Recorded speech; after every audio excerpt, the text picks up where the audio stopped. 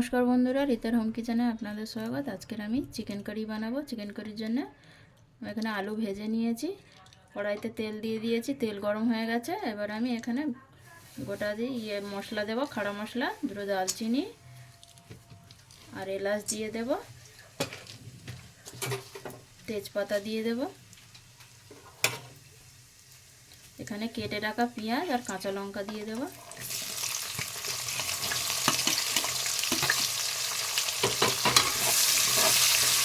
ভালো করে ভেজে নেব।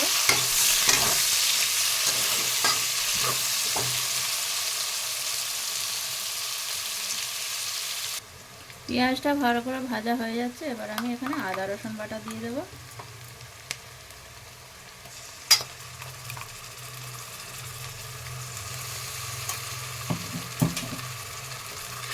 দিয়ে আবারও ভালো করে নাড়িয়ে নেব।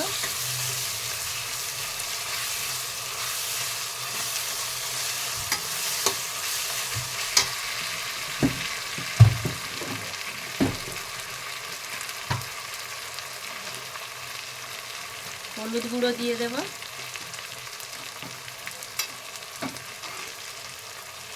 লঙ্কা গুঁড়ো দিয়ে দেব, ধনে গুঁড়ো, জিরে গুঁড়ো,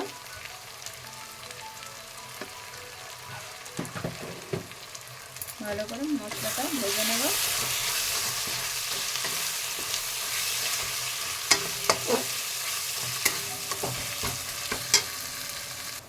মশলাটা ভালো করে ভাজা হয়ে গেছে। পেঁয়াজ আর এখানে মশলা দিয়েছিলাম, সেই মশলা থেকে তেল ছেড়ে দিয়েছে। এবার আমি মেখে রাখা চিকেনটা দিয়ে দেব।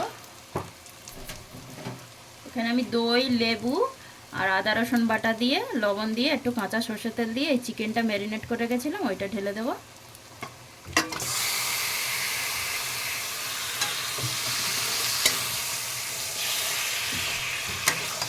দিয়ে ভালো করে নেড়ে নেব।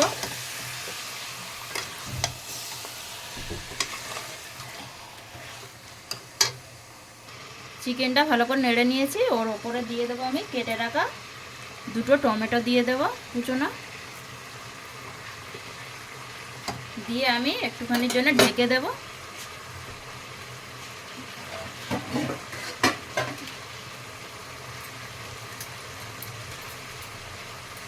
ঢাকা দিয়ে রেখে দিলে টমেটোটা গলে যাবে। ঢাকাটা খুলে দেখে নেব, টমেটোটা ভালো করে নাড়িয়ে দেব।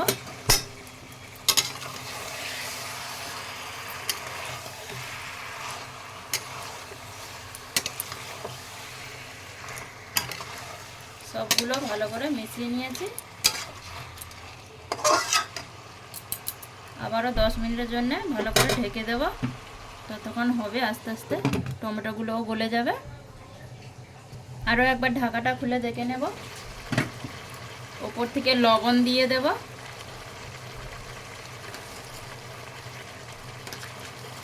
লবণটা আমি আগে এই জন্য দিইনি, লবণ দিলে একটু জল বেরিয়ে যায়। লবণ দিয়ে নিয়েছি, আবারও নাড়িয়ে নেব।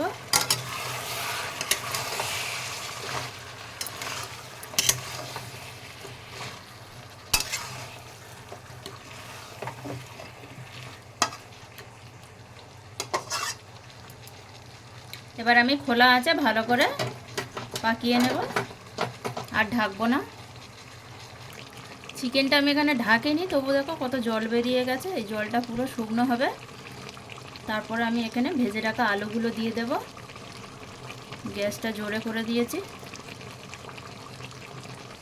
জলটা অনেক শুকিয়ে গেছে চিকেনের। এবার আমি এখানে ভেজে রাখা আলুগুলো ঢেলে দেব। দিয়ে আবার আমি ভালো করে নাড়িয়ে নেব। চিকেনটার মধ্যেই আলুগুলো সব সেদ্ধ হয়ে যাবে।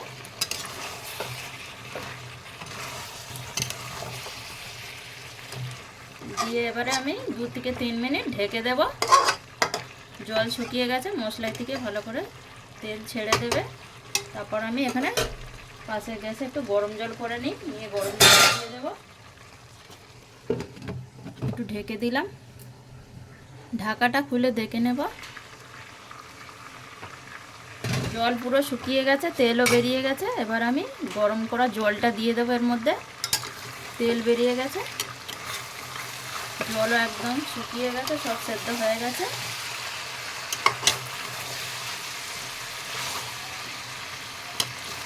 এখানে গরম জল করে দিয়েছিলাম আমি, সেই গরম জলটা দিয়ে দেবো। এর মধ্যে গরম জলটা দিলে খুব ভালো হয়।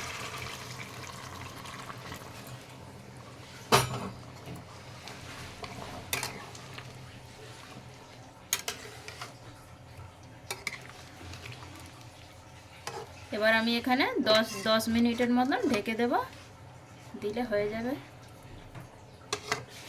Chicken curry. এখানে ঢেকে দিলাম 10 মিনিটের জন্য। 10 মিনিট পরে ঢাকাটা খুলে দেখে নেব, হয়ে গেছে। এখানে একদম চিকেন রেডি। আলুটা সেদ্ধ হয়ে গেছে কি দেখে নেব। হ্যাঁ, একদম গলে গেছে। এবার আমি এখানে শুকনো খোলাইতে আমি কসুরি মেথি ভেজে রেখেছিলাম, সেটা দিয়ে দেব। এই চিকেন কারিতে এই কসুরি মেথিটা দিলে খুব ভালো খেতে লাগে। ভেজে রাখা কসুরি মেথি। এখানে আমাদের কসুরি মেথি দিয়ে চিকেন কারি রেডি। আপনারাও একবার বাড়িতে ট্রাই করবেন। এই কসুরি মেথি দিয়ে চিকেন খুব ভালো লাগবে খেতে, রুটি, ভাত, পরোটার সাথে। হয়ে গেছে এখানে আমাদের চিকেন কারি। আপনাদের কেরম লাগলো জানাবেন। ধন্যবাদ।